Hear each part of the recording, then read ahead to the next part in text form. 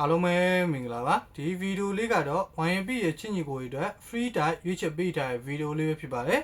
မနေ့က free type ရွေးချယ်မှုကတော့ Newcastle body လေးကိုရွေးချယ်ပေးခဲ့ပြီးတော့ YMP ရဲ့ချစ်ညီကိုတွေအားလုံးရှုံးနေခဲ့ရတယ်မနေ့ကရောင်းပွဲကတော့3သိန်းတန်ရောင်းပွဲကတော့ Newcastle body, Mace body, လဘာဦး9ဘော Brentford 9ဘောတို့ကိုရွေးချယ်ပေးခဲ့ပြီးတော့ YMP ရဲ့ wallet တွေအဆင်ပြေခဲ့သလို2သိန်းတန်ရောင်းပွဲကလည်း Villarreal body, Villarreal 9ဘော Sociedad body, Edico body တို့ကိုရွေးချယ်ပေးခဲ့ပြီးတော့ YMP ရဲ့ wallet တွေအားလုံးအဆင်ပြေခဲ့ကြပါတယ်ဒီနေ့မှလည်းရောင်းပွဲ3မျိုးထုတ်ဝေထားရဲဝယ်ယူခြင်းနဲ့ညီကိုများအနေနဲ့39 959 296ခွန်ပိုင်ပါမှာဆက်သွယ်ဝယ်ယူလို့ရပါတယ်အဲ့တော့ဒီနေ့ရဲ့ free type ရွေးချယ်မှုကြောင့်လည်းစပြောလေအောင်ဒီနေ့ရဲ့ free type ရွေးချယ်ထားတဲ့ပွဲစဉ်က Brighton နဲ့ Nottingham Forest ပွဲစဉ်တွေကိုရွေးချယ်ပေးထားတယ်လက်ရှိ Brighton ကအိမ်ဝင်းရနေ350ဆိုဝယ်ကြည်တန်းပေါက်ပြီးထားတယ်လီဗာပူးက FA Cup မှာတုန်းက Brighton ကိုအိမ်ဝင်းရနေ 1T ဆိုဝယ်ကြည်တန်းပေါက်ပြီးခဲ့တယ်အဲ့ကြည်တန်းကို Brighton အိမ်ဝင်းကြီးနဲ့ချိန်မယ်ဆိုရင်လီဗာပူးအဝေးကွင်းကနေ Brighton ကိုတရေအရှုံးဆိုကြည်တန်းပေါက်ပေးရပါလိမ့်မယ်အဲ့လိုပဲလီဗာပူးက Nottingham Forest ကိုလည်းအဝေးကွင်းကနေတရေ90ဆိုဝယ်ကြည်တန်းပေါက်ပြီးခဲ့တယ်အဲ့တော့ဒီနှစ်သင်းရဲ့ level ကွာခြားချက်ကိုရှင်းကြည့်မယ်ဆိုရင် Brighton က Nottingham Forest ထက်ပြား30တာရဲလို့ပြောလို့ရတယ်ဒါပေမဲ့လက်ရှိတွက်ပြထားတဲ့ကြီးတန်းတွေကနှစ်သင်းလုံးရဲ့အိမ်ကွင်းကြီးတန်းတွေကိုယူပြီးတွက်ထားတာဖြစ်သလိုလက်ရှိ Nottingham Forest ကလည်းဒီနေ့ပွဲစဉ်မှာအဝေးကွင်းမှာဖြစ်တဲ့အတွက် Brighton တာဝါဆိုတဲ့ပြား30ကိုပြား90ပေါင်းကြည့်မယ်ဆိုရင် Brighton ဒီနေ့ပွဲစဉ်မှာတရေ60ဆိုဝယ်ကြည်တန်းပေါက်ပေးရလိမ့်မယ်ပြီးတော့တစ်ဖက်က Nottingham Forest ကဂျားရက်မှာ Europa League ကစားခဲ့ရဖြစ်တဲ့အတွက် Brighton အနေနဲ့ဒီနေ့ပွဲစဉ်မှာပေးရမယ်ကြီးတန်းထက်မဖြစ်မနေပြား30တူးပေးရမှာဖြစ်တဲ့အတွက် Brighton ဒီနေ့ပွဲစဉ်မှာ Nottingham Forest ကိုအိမ်ဝင်းကနေတရေ90ဆိုဝယ်ကြည့်တဲ့အနည်းဆုံးပေါက်ပေးရပါလိမ့်မယ်ပြီးတော့နောက်တစ်ချက်ကအဲ့လိုပဲ Brighton ကပဲလီကိုအိမ်ဝင်းကနေ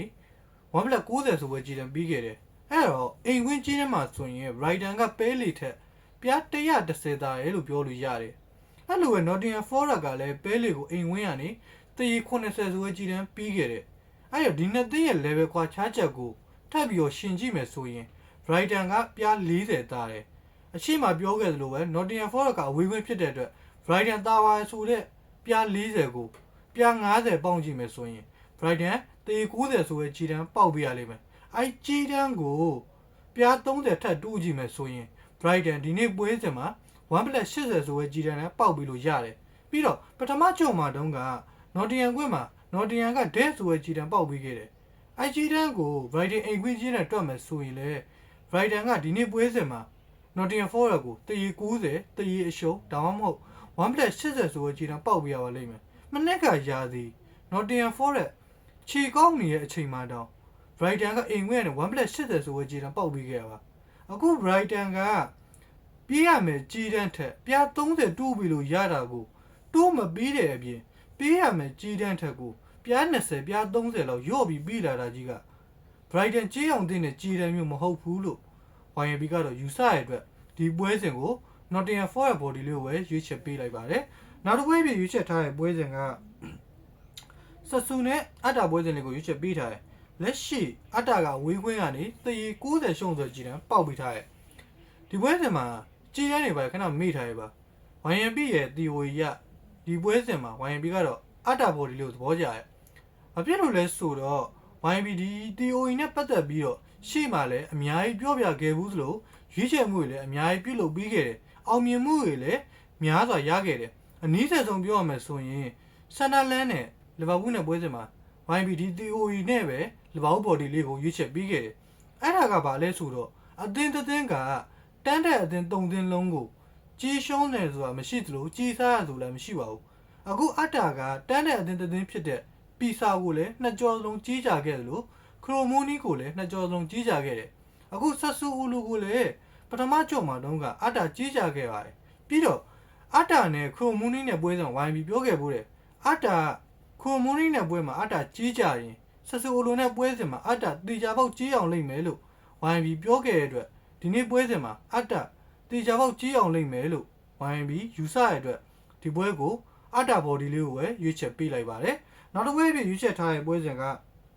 ရိုးမားနဲ့ဂျူဗင်နယ်ပွဲစဉ်လေးကိုရွေးချယ်ပေးထားတယ်လက်ရှိရိုးမားကအိမ်ဝင်းကနေ တရေ30ဆိုတဲ့ကြည်တန်းပေါက်ပေးထားတယ်ရိုမားနဲ့ကိုမူဆိုတာက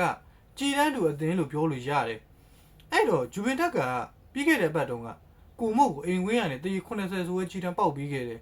အဲ့ကြည်တန်းကိုအိမ်ခွင်းချင်းနဲ့တွက်မယ်ဆိုရင်ရိုမားဒီနေ့ပွဲစဉ်မှာဂျူဗင်တက်ကိုတရေ30ဆိုတဲ့ကြည်တန်းပေါက်ပေးရလိမ့်မယ်ပြီးတော့ပထမအကျော်ဂျူဗင်ကွင်းမှာတုန်းကလည်းဂျူဗင်တက်က